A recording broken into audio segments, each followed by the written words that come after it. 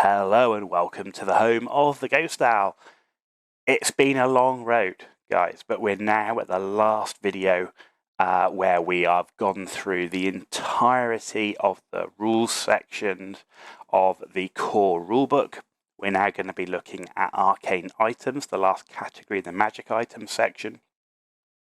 And just to give you an idea of how many slides it's taken, I've obviously created my videos here on PowerPoint, but it's taken a total of 290 slides to complete the video series on the core rulebook.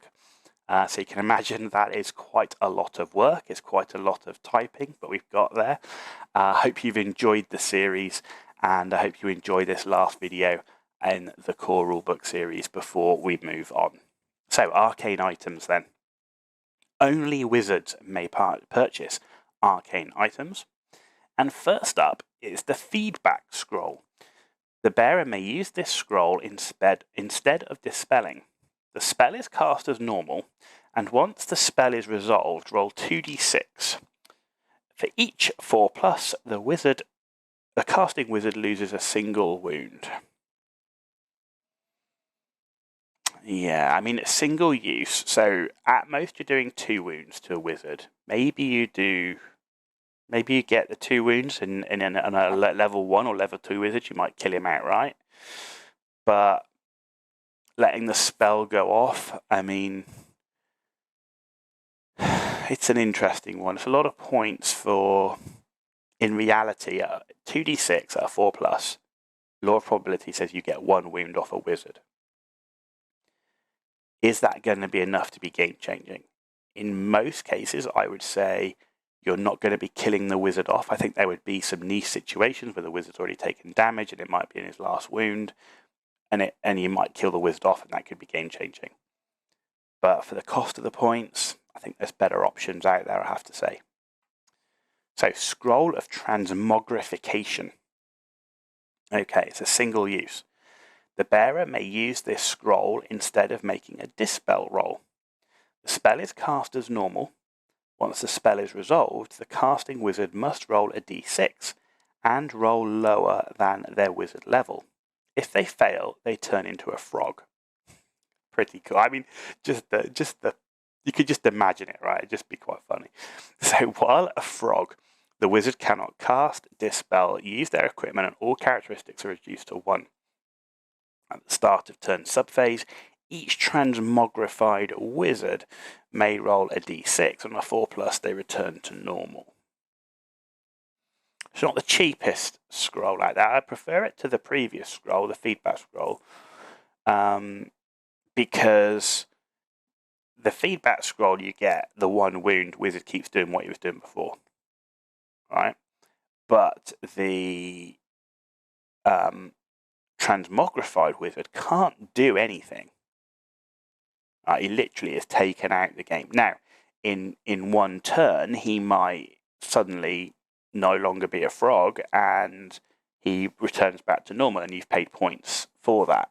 So there's a bit of randomness in it, but I think if I had to pick between the first scroll and this one, I prefer this one. Though I still think overall, I think it's interesting. But there's a lot of sort of follow-on dice rolls to this.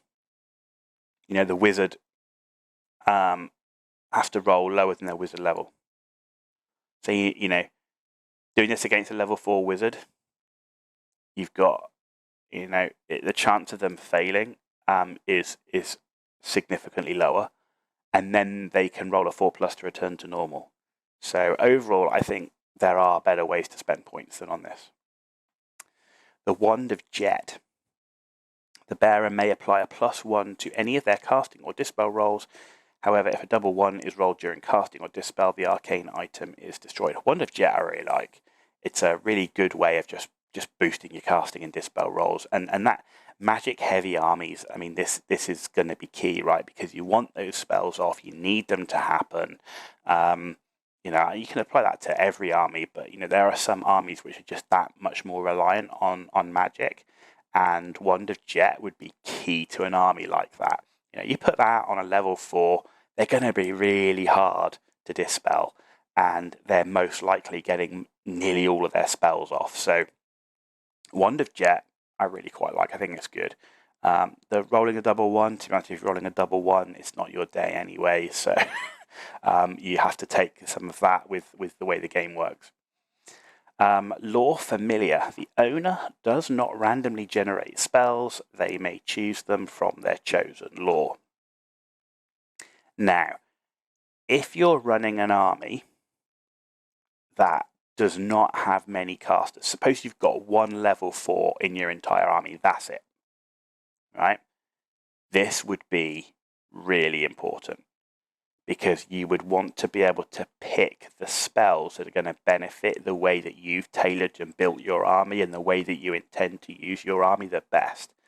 So Lore Familiar, I think, is hugely important, but it loses importance the more casters you have. So, like I say, one wizard, particularly one level 4 wizard in the army, getting to choose the spells that you can take could be really, really important. Power Scroll, single use. A wizard may use this scroll when attempting to cast a spell. If they do, roll an extra d6 when making the casting roll, discard the lowest result. If double 1 is rolled on any 2 dice, the spell is miscast. So Power Scrolls and Dispel Scrolls used to be really good. In this one, though, you're rolling 3 dice. So the chance of rolling 2 ones is significantly increased.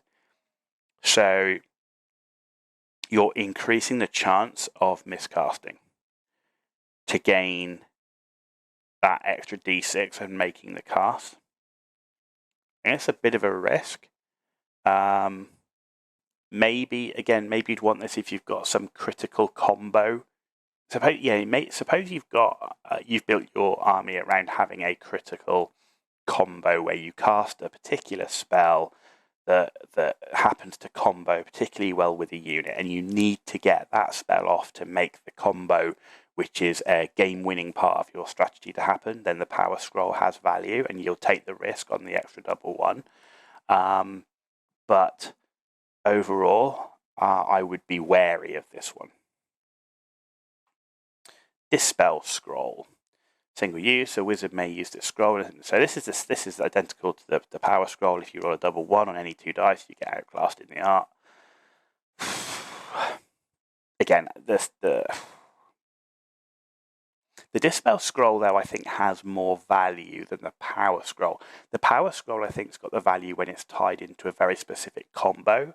The Dispel Scroll is denying an enemy a critical combo, or there's something you want to do, or the enemy is trying to do, and the chance to be able to dispel that could be game-changing. I think you're going to have more cases where you're going to get value out the Dispel Scroll than you're going to get out of the Power Scroll. So if I had to pick between them, I'd pick the Dispel Scroll, because I think there's going to be more occasions when you go, I really don't want that spell to happen, and I would do everything I can to stop it, in which case Dispel Scroll would be the time. So yeah, I prefer the Dispel Scroll to the Power Scroll.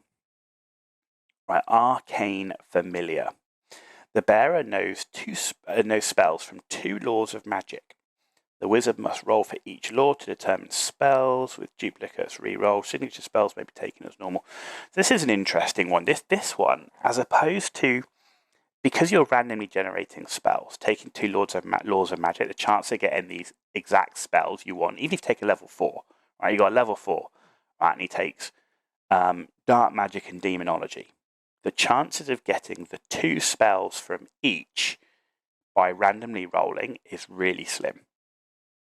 But if you had anything from a level 2 onwards, and you wanted 2 specific signature spells, that could be quite interesting.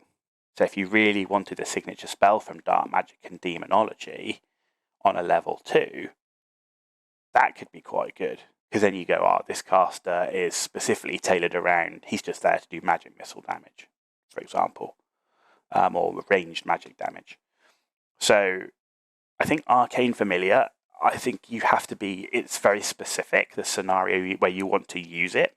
But I think there are situations where you go, oh, that could be quite interesting. Earthing Rod, single use. If a wizard miscasts, they may re-roll the result on the miscast table. I mean, if you've got a few points to spare and you haven't already taken an arcane item on a wizard, particularly a high-level wizard, Earthing Rod would be a good choice just to use a few points on. The chance of not rolling a terrible result on the miscast table, or to try and save yourself a bit, is definitely valuable. It is single use. You can always roll worse. So choosing when to use it. How often are you going to use it? I think not that often. So, I mean, this really, for me, is just a case of spare points. And you go, are there other things I can spend spare points on? I think the Earthing Rod is not a terrible choice for spare points, but I think maybe there are things out there that might be a little bit better. But it's not terrible. It's not a terrible item. Ladies and gentlemen, finishing with a Slann Starmaster, or a Slann Mage Priest, which is the correct terminology. That is the end of our Warhammer core rulebook series. It's the end of the magic items section, the last being the arcane items. We have completed 290 PowerPoint slides on going through the core rulebook. Again, as I said right at the beginning, I really hope you've enjoyed this series. It's not the end, because next up is faction focuses.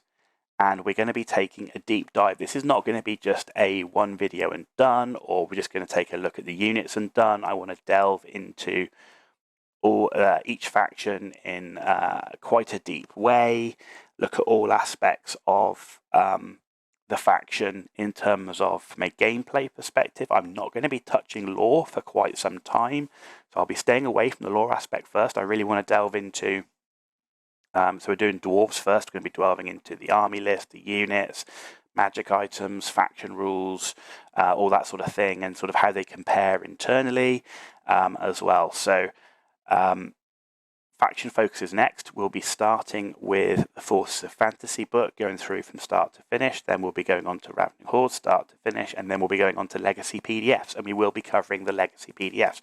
So we've still got a long way to go. We've got a lot of information to go through. That is also on top of continuing to keep abreast of all the latest news from Games Workshop, as well as the tournament scene. Now, on that, for those that have information on tournaments happening around the world, tournament results, access to the winning army lists, certainly be grateful if you're able to send me links to those. Or forward me any information, as I'd like to cover them and share it with the community, so we can see what lists are doing well, what the different tournament rules are. And you'll have seen we already did one for the Nova Open in terms of the tournament rules, so I'll be keeping abreast of that one, but that is a tournament that is now local to me. But it's all those other tournaments that are not local, so would certainly appreciate any information you've got on those. Ladies and gentlemen, I hope you've enjoyed this video. If you have, give it a thumbs up. If you didn't, give it a thumbs down. Let me know why in the comments down below. And if you want to see all these faction focuses from start to finish, from the Force of Fantasy, Ravening Hordes, and the Legacy PDFs, hit that subscribe button. It's really important for me. So thank you very much in advance for that. And thank you to all those that have already subscribed. You be